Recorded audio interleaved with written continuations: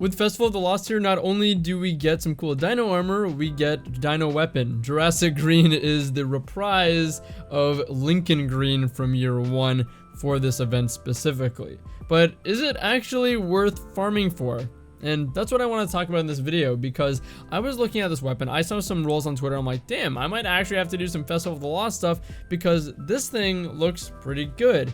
But upon investigating it a little bit more, I was actually pretty dissatisfied with a lot of the perks. Naturally, this weapon is going to be compared to Darkest Before, which I already have a very good roll of that I'm quite satisfied with, and in the gameplay, that's actually what I'm using.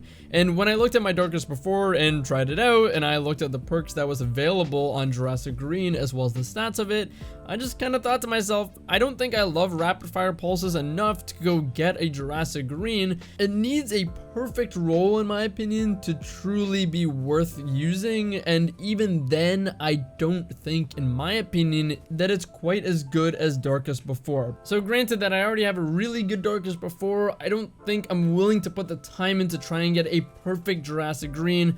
I don't love these pulses enough. But either way, let's compare them and talk about how they stack up against one another. I'm going to start by talking about their trait perks, starting with the Jurassic Green. The highlight perks it gets in the first slot is Tunnel Vision, Killing Wind, and Heating Up. Some people are liking Rangefinder. To me, I think that completely defeats the purpose of this weapon. Sure, it gives you more range, but it gives you more zoom, and that's gonna bump this pulse rifle zoom up to 18 roughly, which I think goes against the strength of the weapon. One of the strengths of this weapon, in my opinion, is the fact that it has 17 zoom, so that you can fight against hand cannons better. It feels like you're experiencing a little less flinch, and it's just a bit more forgiving overall in close range, so I don't like Rangefinder. In the second slot, we really, in my opinion, only have multi-kill clip.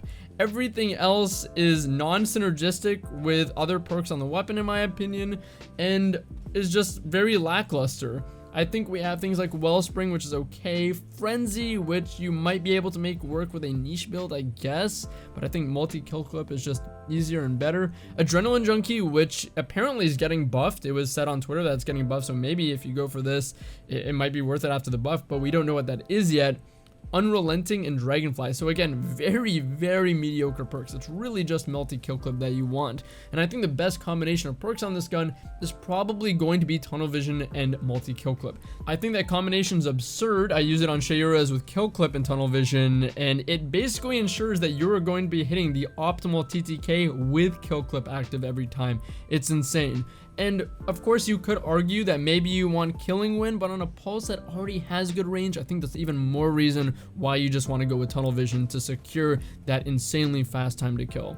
Darkest Before, on the other hand, its trait perks in the first slot emphasize a lot more about consistency. Sure, it does have Tunnel Vision available, but I don't like this as much because in its second slot, it doesn't have another kill perk to pair it with. So the perk's still good, but I think you can double down and fully invest in consistency, which is what this perk set's all about on this weapon. In the first slot, we have Surplus, Slide Shot, and Quick Draw. Probably your best options. And in the second slot, we have Full Auto and Elemental Capacitor. Yes, technically I know there is Rampage on here, but I don't think that exactly synergizes with Tunnel Vision because you have to reload for one and not for the other. And I believe Rampage only takes your shots to kill down in terms of optimal time to kill down to 8 shots from 9. That's not a big difference in how it's affecting your time to kill there. Both of these pulse rifles, other than their trait perks, offer quite similar perks. So my god roll is going to be quite similar on both, other than the trait perks. So on both of them, I want Arrowhead Break, high cal rounds, and probably a Stability Masterwork, although that's up to you. I'm going to say Stability Masterwork. And then on Darkest Before, I'd want Surplus and Full Auto. On the Jurassic Green, I'd want Tunnel Vision and multi-kill clip.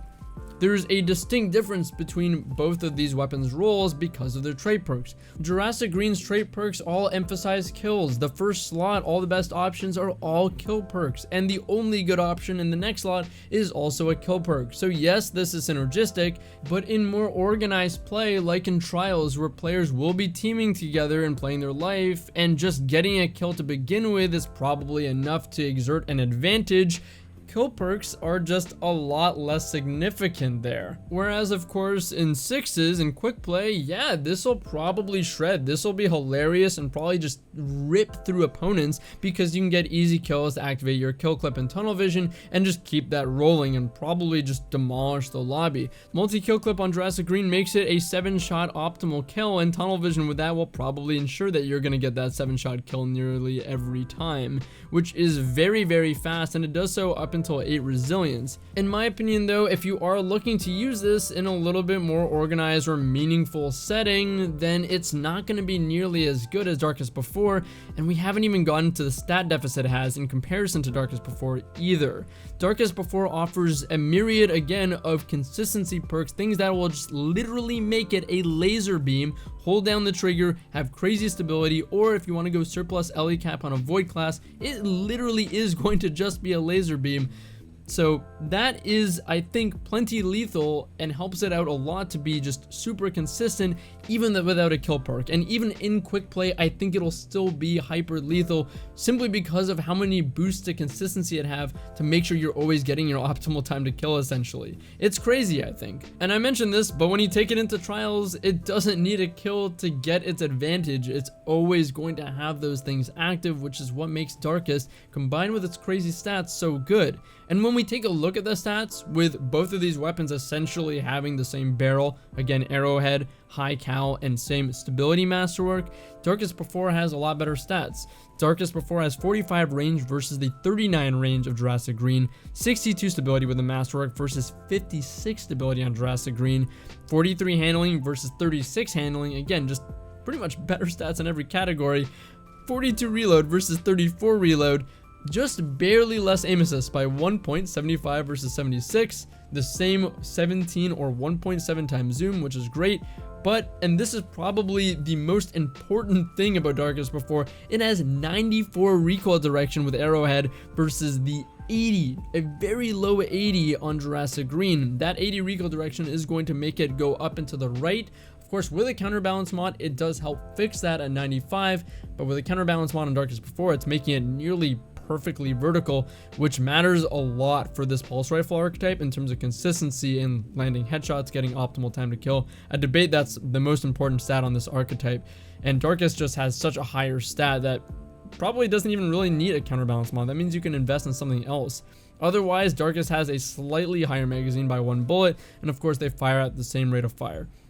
I think Darkest Before is overall just the better weapon. The rapid fire pulses already have a super fast 0.8 time to kill already, and they're so forgiving for when you miss. It's ridiculous because the rate of fire, that because they're so lethal already, being able to boost your potential of always seeing that lethality more often without needing a kill through using things like full auto, which just make it so easy to shoot and so forgiving, combined with surplus or slide shot to make it a laser beam while you do that, it's just much better than multi-kill clip and tunnel vision, even though that is a neat combo. I think the only place where you want a Jurassic Green is if you're really just trying to go pub stomp quick play lobbies and that's your main goal. I mean, firstly, I'd argue you can probably still do with Darkest Before, but if you really want to shred people in quick play, sure, get a Jurassic Green. But that is really the only thing going for this weapon in my opinion. Otherwise, let's go back to Prophecy and farm Darkest Before. Hope you guys enjoyed the vid. See you in the next one. Take it easy.